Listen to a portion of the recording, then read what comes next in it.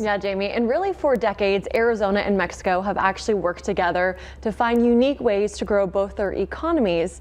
And today, Conversation hopes to help further that by capitalizing on opportunities to benefit border towns in both countries.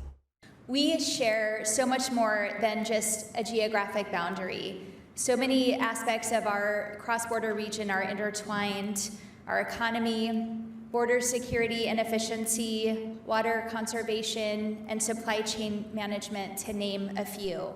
Today, Governor Hobbs, along with dozens of leaders and experts from Arizona and Mexico, came together to discuss cross-border collaborations at the Arizona-Mexico Forum at ASU.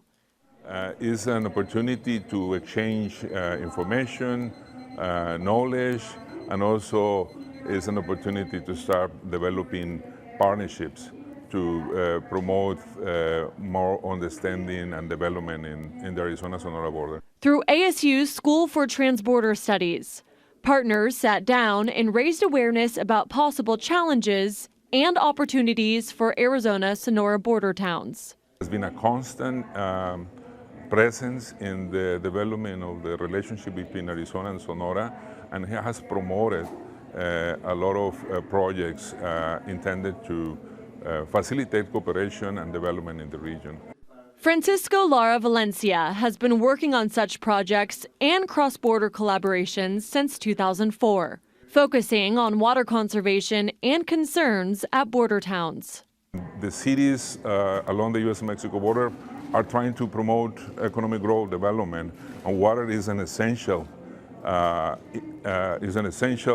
resource to sustain that development. Growth in the workforce, development, economic impact, and border relations were all hot topics today. The goal is to nurture these partnerships and create common good for both Arizona and Mexico.